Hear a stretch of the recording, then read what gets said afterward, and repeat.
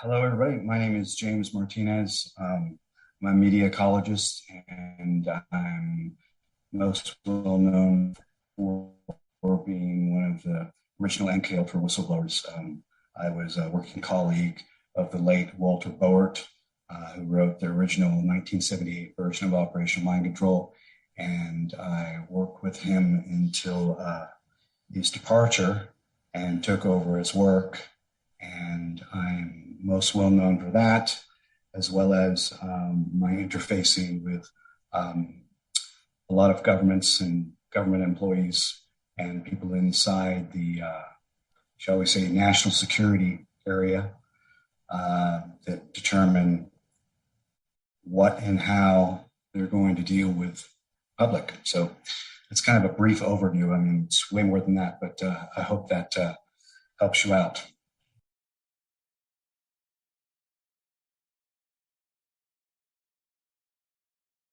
Involved with a lot of the people behind the scenes here in the United States because of what's getting ready to happen.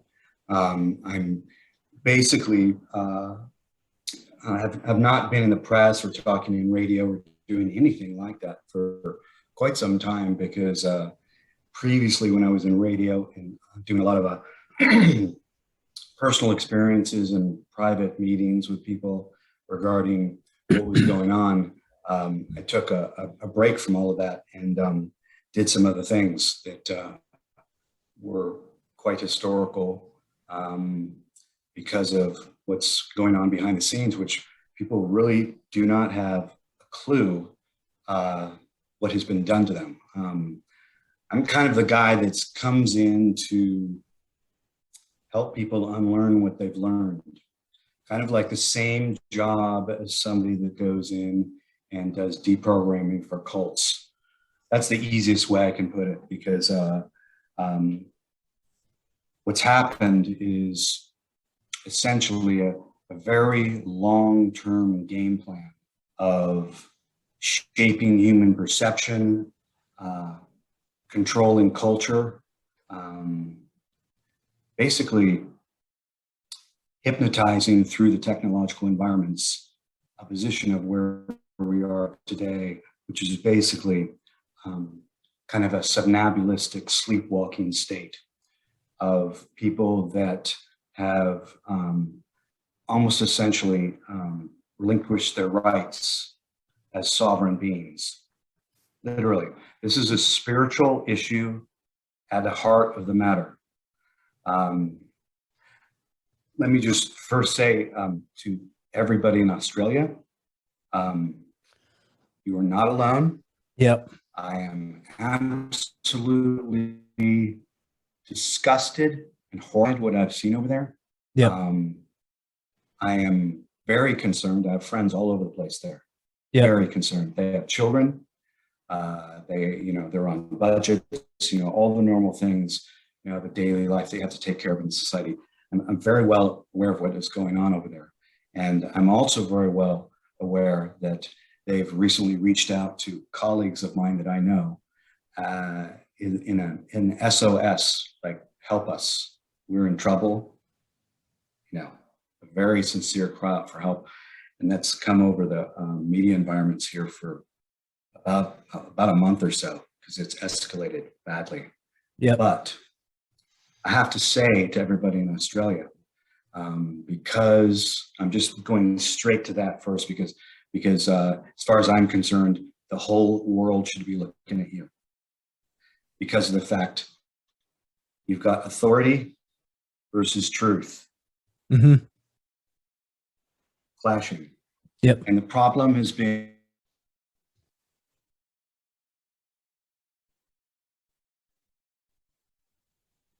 weakened by what's been done to them over a long period of time. So I'm here in support of all my friends over there in Australia that are taking this abuse. Everybody's watching, everybody knows, and the good part that I can bring to the table here, which is another important thing, is this is really going to unify the world for the first time ever. Yeah. I assure you of this. Yeah. Yeah. I've been in private meetings behind the scenes with people. Yeah. Do not think for 1 second there is not some counteraction going on behind the scenes, because I know the enemy, as do other people. And let me tell you something. These people mostly are weak, disconnected, failed humans. It's difficult to describe to a normal person how these people think about you. And I want to start off with all of that first, because I don't want people to think that I'm just talking about what's going on here in the U.S. We've got to temporarily suspend all our boundaries of self. I'm connected to you. You're connected to me. We're all unified as one people under this issue right now. We have tactical advantage. Very important to know that. Even though a lot of people over there don't feel that, you have to get out of your comfort zone or you're not going to make it. You won't make it, because this is it. This is the big moment in human history. And the setup prior to this, why you contacted me, is because they weaken you. These people have no interest in your spiritual strength or you even being here on the planet anymore. I mean, I got involved with Walter Boert because I was the missing piece of a very, very, very important subject matter in the field of behavior modification or mind control. And that is the missing link having to do with the UFO abduction phenomena, which is now being used against the public to prepare them for an invisible enemy that doesn't exist. As everything falls to pieces. So the reason I was brought into Walter Boert's camp is because I realized how they were faking these abductions to discredit the real abductions, because there's a much bigger game going on, and I have to address it. Otherwise, I'm not being honest and truthful, because the military-industrial complex and the people that have done this to us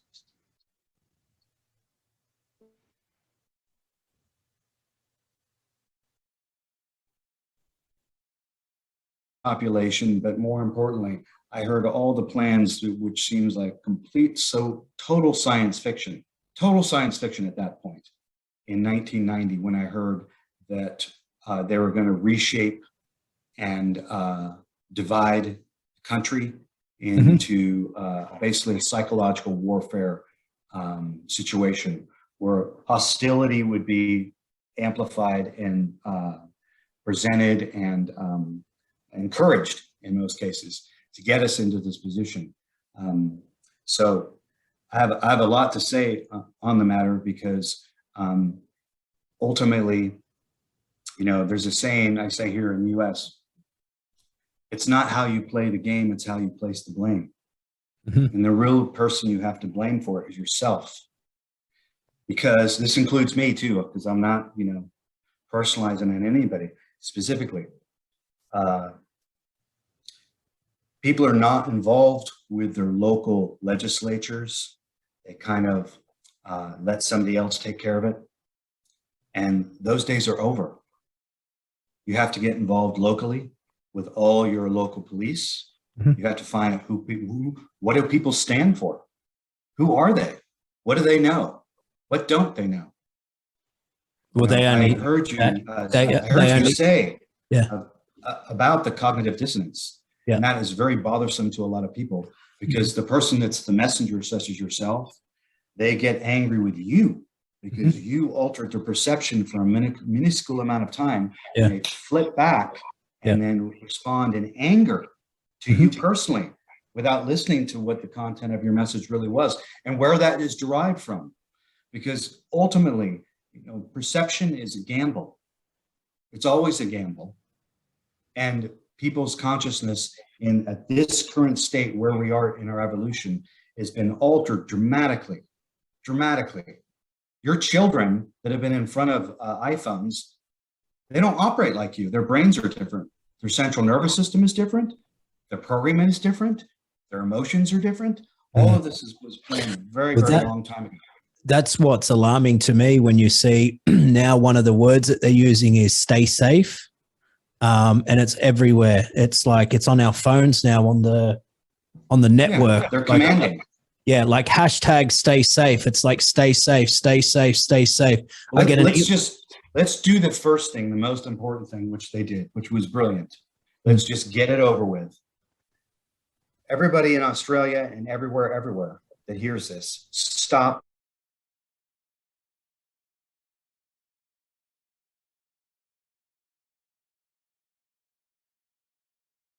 For those uninitiated, ignorant people out there that don't have a clue, as soon as you use a word that and you start controlling the language, you control the imagery. And most people have heard of it, and they immediately put a picture up into their forebrain.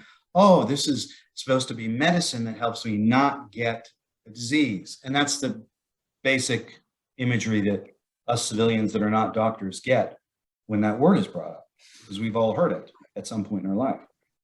So they label deceiving everybody all over the world by design, and then looped all of that language in all the media environments here. People have to understand that you control a nation by controlling its language, its syntax, its rhythm, its display, all of that. You have to really understand the communication sciences. And I would always suggest, if you really, really want to take a serious look at it, you're going to have to be flexible with your perception and study the works of the late Marshall McLuhan, because Marshall McLuhan is the missing piece of apparatus that was used by all the intelligence agencies post World War II, kind of when all the Bilderbergers were meeting. Marshall McLuhan met with the Bilderbergs. The people that are controlling and operating this whole thing against us are made up of all the international banking cartels, royal families, and the people that have moved civilization for the past 1,000, 2,000 years. They've stolen all the money, they've faked everything, and they live in a completely separate reality, parallel civilization that's hundreds of years ahead of everybody. Part of the main things that I need to tell you is that when we went public with all of this, we had a board of advisors with some of the top people in history. Colonel Fletcher Prouty was on our board of advisors. He ran all JFK's black operations for the Pentagon, White House, everybody. He was on our board of advisors. We have Colonel Thomas Bearden, one of the preeminent scientists. All these people knew that they were going to be manufacturing and conditioning people to get in the position where we're at now, where we're so suggestible and so weak-willed that we just step right into this without questioning authority at all. So what is it? If it's not the big V, what is it exactly? You have to, anything that I do in the future in any live media or something is force the conversation inward. Because nobody's helping anybody if you're just moving information from A to B. You have to force the information inward so that the audience is participating in this, because ultimately, if you cannot see outside of the reality that they've given you, we've got to pattern interrupt all of that. The same way when somebody is sitting in a movie theater, and they're sitting in a movie theater and the movie's running, they're in deep hypnotic trance states by consent. And if you take a bunch of ice water and pour it on their head while they're in that, they're going to go into a state of a shock, and then the whole central nervous system changes. And then at that particular point, there's a small amount of time to insert new information that will stay with the person. Anyway, he's told me that I need my mask to sit in the car to place my order. I'm trying to say to this guy, I'm talking to you to place my order. I don't need one. Yeah, you do, or I can't serve you, and he's carrying on. So listen, number one, I'm not infectious. Okay. Number two, there's no convert here. in my car. It's not in my car. I never brought it with me, right? Like, and I'm just saying this, and he's like, he started to panic. And he's like, he doesn't know what to do because I am that first person that's come through that drive-through window that's challenged because he's all muzzled up. He's believing that all of this, and like I said, dude, listen, I would not be suppressed. We are under attack. This is psychological warfare. And James, he like went in a state of panic. His arm was shaking as he was like completing the order, and he didn't know what to do with himself. When I took my order and drove off, I said to my friend, I said, see what we just done? I said, we just broke that hologram. We just cracked the matrix. You have to do the pattern interruption. Yeah. Pattern interruption is one of the main things that you do when you start to deprogramming for cults. Yeah. Deprogramming for cults is very similar to this. Yep.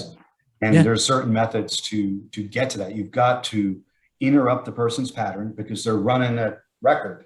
Yep. And those records that they've been running on people have been reinforced over basic Skinner box conditioning for a long period of time, where they dangle carrots and their lifetime shaming. They do the love bomb first, and they invite you in.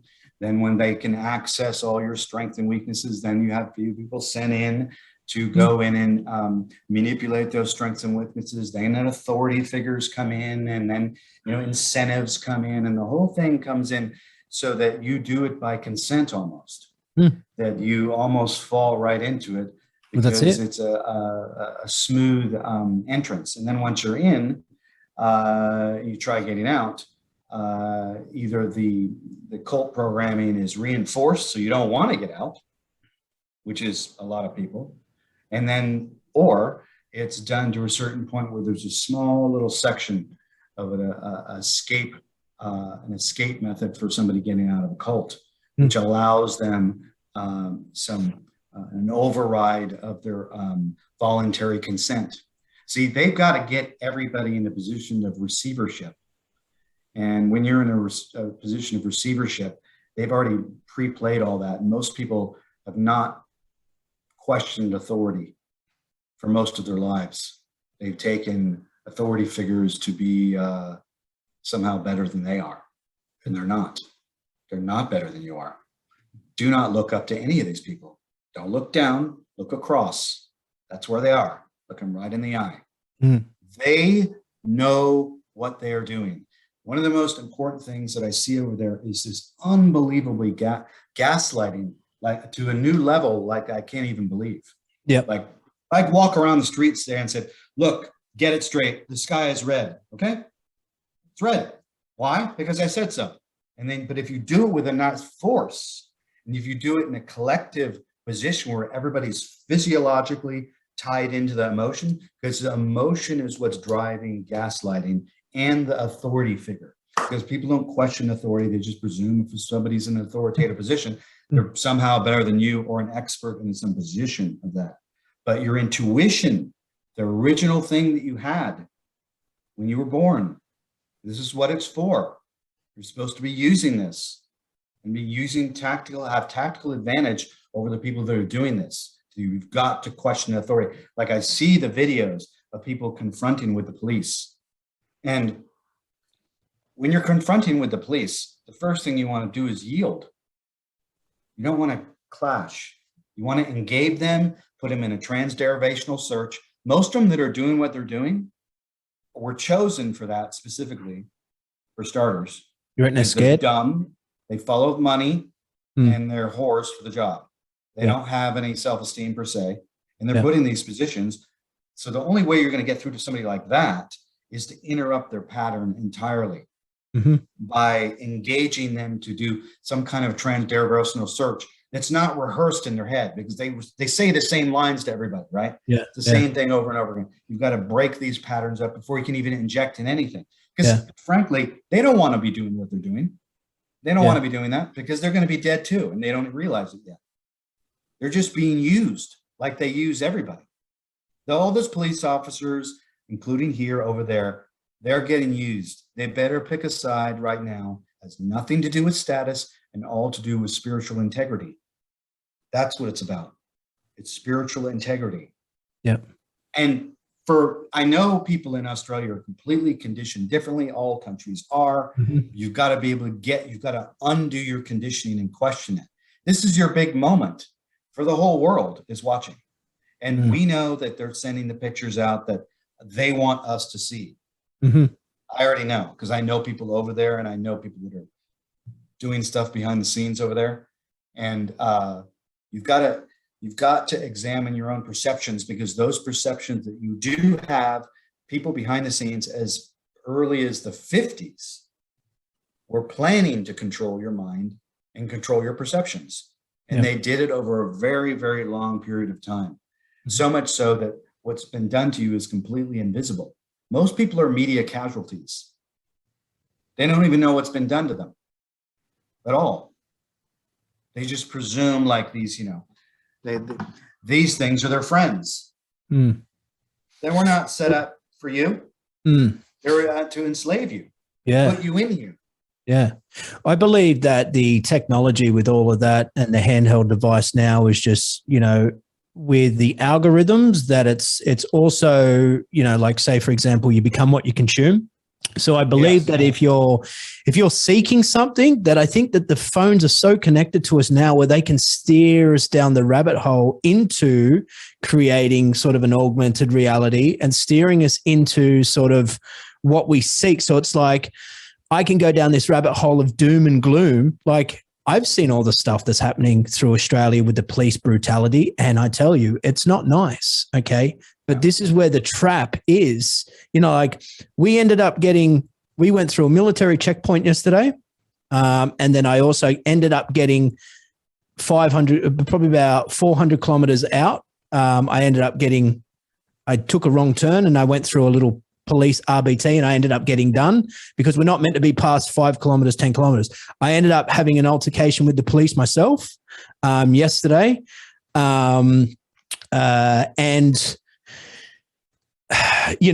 going down the rabbit hole and seeing what the police are doing, you could think that is going to be what the police are exactly doing. Do you know what I mean? Yeah. So it's like you've created that own world. So if you feed it, unless you unplug, because the design of it is also to suck you in, take your energy. Yeah. So you've got to have this awareness to it. So I've been trying to unplug from that, and shift the collective, because at the same time it's steering the collective down that path. But yeah, yesterday, I was rattled a little bit by these 2 police officers, but I got separated and sent across the road to deal with this other officer. And I asked him some questions which rattled him, because I said to him, and I know like it's like just disturbing what he sort of believes to make him think and to break the program. And all I said to him was, I said, "Can I ask you a question?" And he said, "Yeah, what's that?" And I said, "Look," I said, let's say that we're under attack, which we are, okay? We're in a state of emergency. It's a pandemic to say, and we're under attack. Like it's a public health order, I would have thought that it's your job to help me and assist me to make sure I'm okay, knock on my door and say, "Are you okay, sir, in this like hardship time?" Because people are losing their job, people are fucking not having any money, I said, but that when that officer walked away from my car, he, with excitement, said, "Ha, I'm going to give you a lot of fines," like, hang on a minute. What, like, number one, what have I done? And I'm like, he's parading that he's going to give me fines, but you guys should be helping me, not trying to. What if I've lost my job throughout this pandemic? What if I'm homeless? What if I'm all these things? You could give me $5,000 worth of fines and you're going to be jolly about it and all excited. I said, so isn't it your job to do that? And as soon as I presented that info, like that question with him, he just got so aggressive and he goes, "Well, I'm an officer of 35 years and I chose to do this and I'm just abiding by the law. It's the law." And he started to raise his voice and get so argumentative. And he tried to grab me and take me into this sort of it would have been a snowball where I wouldn't have been able to get out, where he tried to take me. And I kept coming back from the conversation to say, "I've asked the question, that's it," and it went on. And when I didn't follow him with the conversation so he could take that control, he then paraded, and then he started calling me. He asked me if I was vaccinated. I said no. He called me an anti-vaxxer.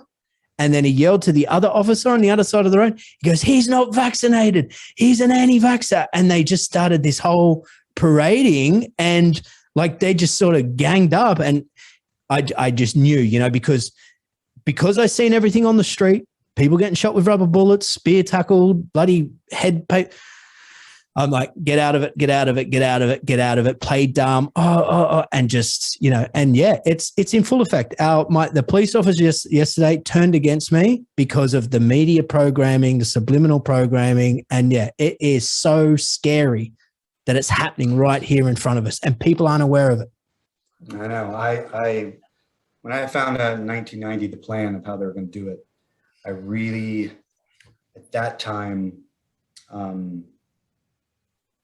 didn't want to believe it. I didn't think the populations would be so degraded and demoralized and weak as to be in a position where they would do this. So I did a lot of stuff behind the scenes in learning the technology, but I didn't want to, and I was warned by many people not to make a career out of, you know, being the guy that talks about mind control, unless I was going to only offer solutions to do so. Otherwise, it's a waste of fucking time to talk about, because it's too late for most people. It's just too late. I've had lots of meetings with people. I just got back from out of state where I was meeting with influential, some government people.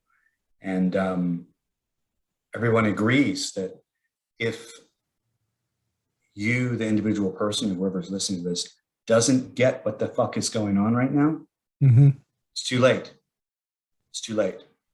Because you have to unlearn so much stuff.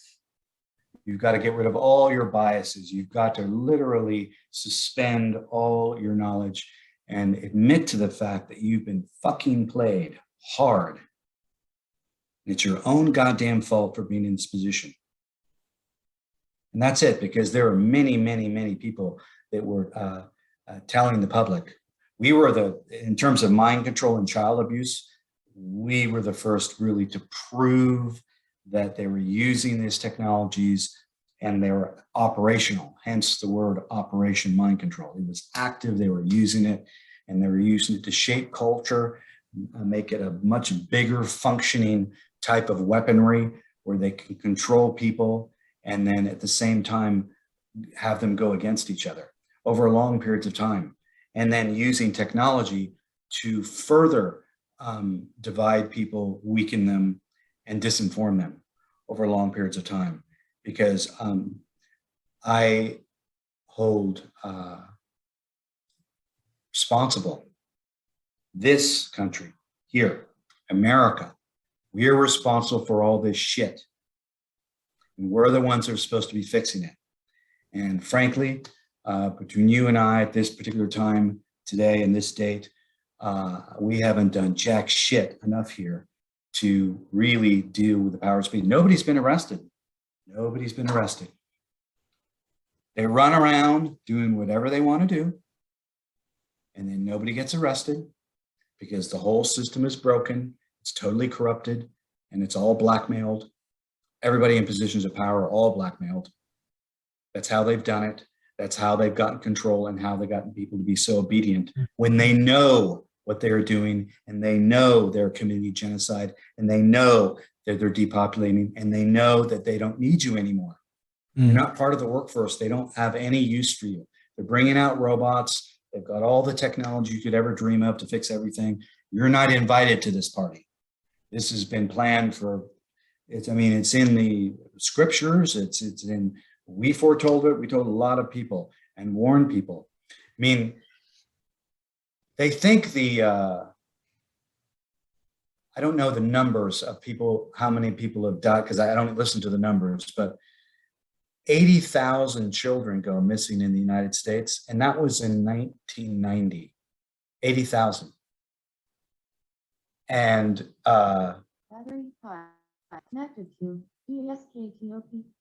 nobody says a word. Nobody says a word about the 80,000 that are missing, ever. Because nobody sees it and nobody reads it and nobody's unaware. But those 80,000 that go missing, they don't just go missing, they're put into circulation to feed the army that has powers over you. This is a really ugly subject, but it has to be dealt with, and people have stopped, they've got to stop putting their head in the sand. I know the enemy. I know the enemy. And they're very sophisticated, but they're all very flawed, because most people don't understand that the ruling hierarchy are inbred, abused, manufactured humans. And when they've been that infused and that abused, sexual abuse at the highest levels of power is like having coffee in the morning. Sad to say. It's a normal part of the routine. And some of the people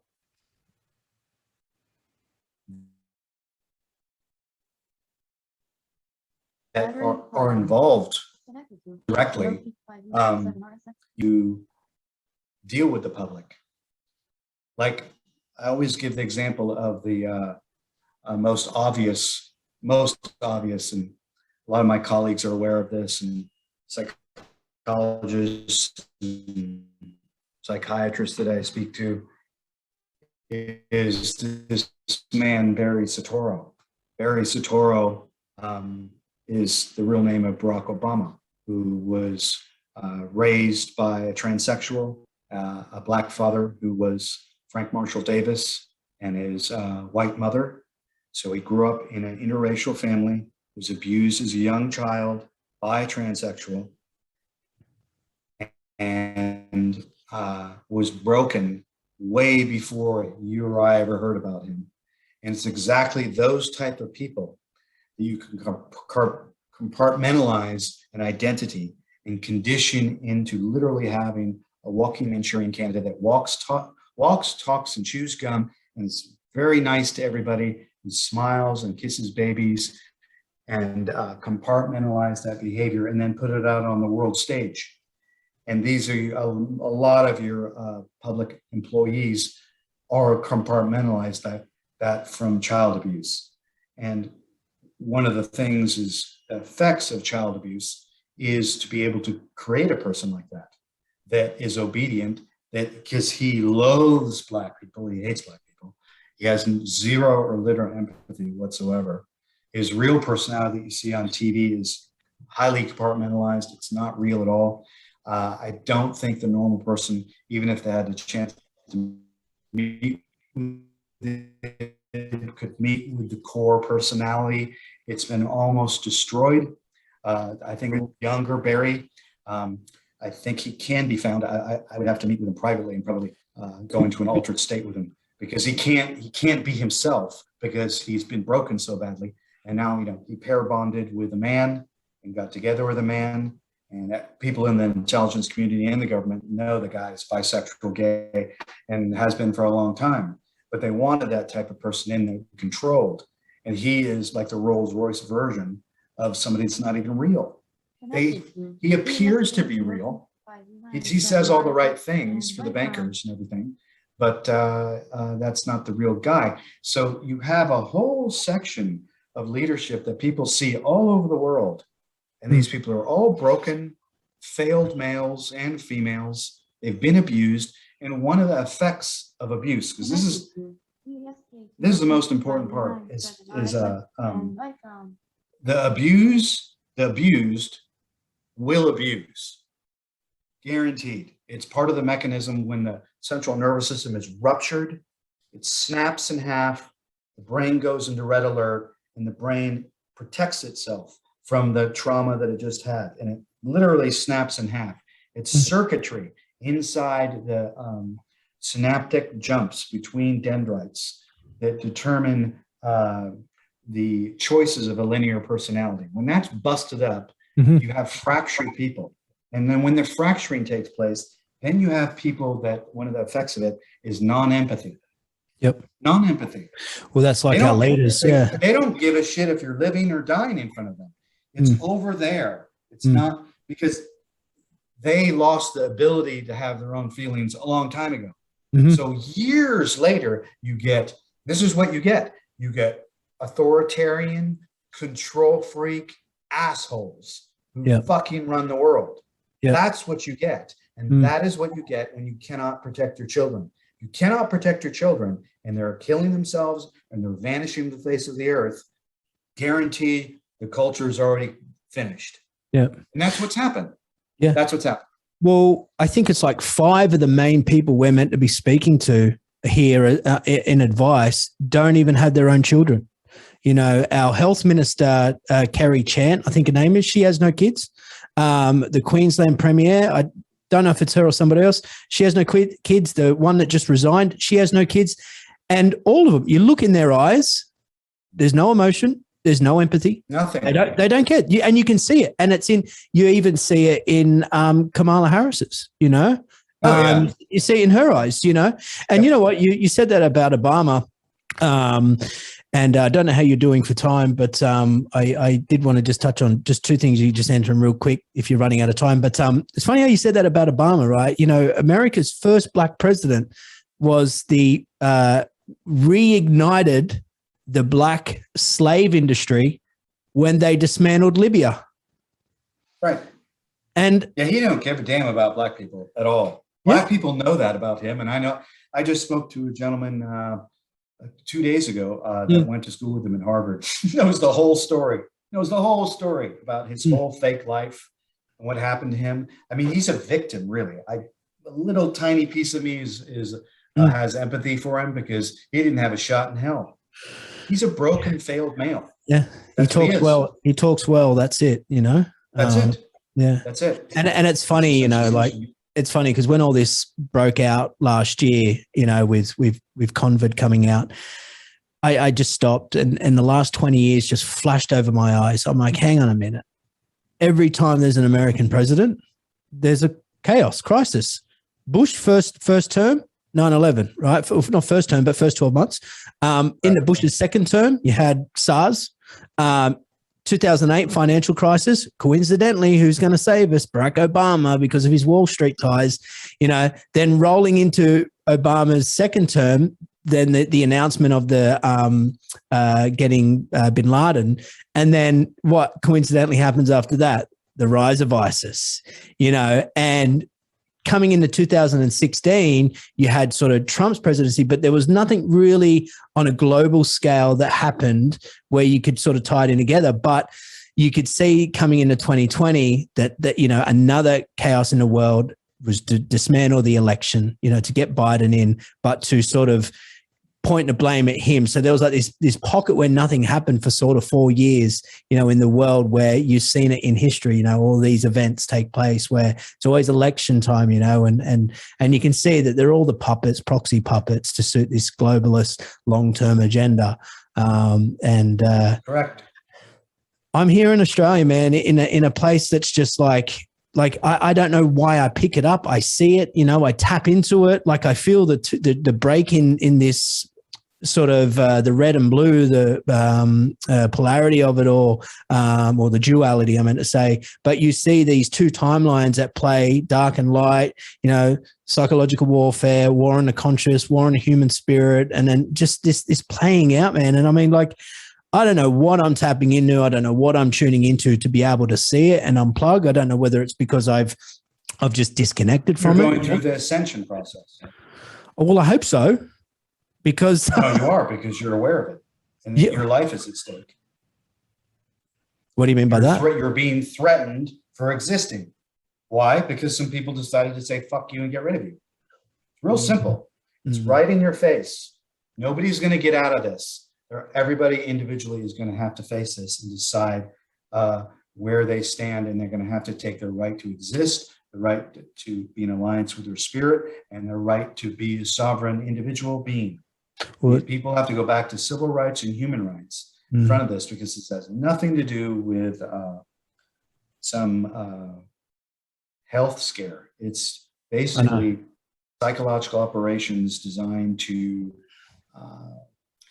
take data on how people respond to crisis and then use the crisis more efficiently as that data is picked up. And Australia is the testing ground for that, as is Israel. Those two places and England has looked like it will fall in next, but different cultures will respond differently. The French are my favorite. We're getting screwed. I think the French are what all of us should be like all the time, because I think people have forgotten and they gave away their power and they feel like they don't have any when they actually do. And they have to assert themselves. And remember, the police, you don't work for them, they work for you. The judges, they work for, they're all, somebody put these people in power. Here, I blame myself for not doing enough, even though I did try to warn people in a specific way. But I'm not blaming, I know who's doing it, but I'm not blaming them. I'm more. We've all got choice too. We're choosing some of it as well. You know, it's like what I said earlier about the consuming. Like I chose to consume all of that and believe that reality. It's like you see a video on the street where a protester and a cop both at wrong, and it's like, well, he chose to go to the event. That officer chose to put the uniform on. Yes, he shot him. Yes, he attacked him. Doesn't matter. It's all choice. You had a choice. You should have stayed at home. That's it. No point increasing the fuel, the rage, the toxicity that's attached to it. Now that energy, you harness it and redirect it in a different way. Then you'll get different results. Yeah. And most people, their initial response, I know, and believe me, I get pissed too, but it's how you use that energy. There's millions of pissed off people in America, millions, but it's all getting ready to explode. It's about at that point, because, you know, we're supposed to be land of the free and the home of the brave. Really? No. No. I've not seen it yet. Not from the people that are responsible in key positions of doing the right thing. They're not. I've seen courage and bravery from people, regular people in the street that got more balls than the cops or lawyers or state legislatures or senators. They got more courage, they got more guts, and they got more will than these morons that we have as elected employees in this country. And it's everyday heroes like yourself that are talking about it, that are observing, that are going around engaging people. That matters, because that's ultimately, there's much better effect of communication when it's done organically, when a person's right in front of you, rather than this shit, even though we have to do this for now. So you go for the small battles first in guerrilla warfare. The everyday people that are around you, work on them first, if you can. If they put up too much resistance or anger, move on to the next one. Yeah. Because most people intuitively have been, you know, something's knocking on their shoulder, tapping on their shoulder, saying, wait a minute, something's wrong here. People know instinctively. Yeah. Well, I mean, one of my friends, I tap him on the shoulder all the time, and I just like say to him, is this really happening? You know, is this really happening? And he goes, yeah. And I'm like, man, like, it's like you said then, you know, you're the hero to sort of get the message out, but it's like, you just can't believe it as well, you know, like, it's just like, it's just so hard to just take in. And like, I used to drink, I haven't drunk for like nearly 3 years now. And, you know, through this, I don't want to say sober, but, you know, sobriety stage, to say like, all of this stuff is coming to me where I can just see more and more and more of the world, and I start to understand it. And it's like, I question it now because I see the real world for what it really is. And I'm like, but has it always been like that? But I was just always drinking and I couldn't see it for what it was, you know, but it's, you know, just the concept of unplugging from the matrix to see it and get firsthand of it, where, you know, if you don't have the right people around you to get, you know, that community to reassure you and to support you, like you really break. Like, you know, you were saying about they're going to start to allow the acceptance of suicide. Do you know what I mean? Like if you don't have the right support around you and you go through this and you start to unplug from it all, like, you know, you could just enough be enough. But like in a sense, I'm aware of it happening. Like I have hope that it will work out. That's why the awakening's happening. That's why all this other stuff is happening. That's why like you say that, you know, what's happening in Australia. And luckily for social media and connecting, like there's a consciousness force that's behind that, that's showing the people, you know, the information that's needed and to awaken people. So, you know, there is sort of hope, but a lot of people are gonna be impacted with this as well that aren't really paying attention or really aware of it. So it's, yeah, it does get quite frightening.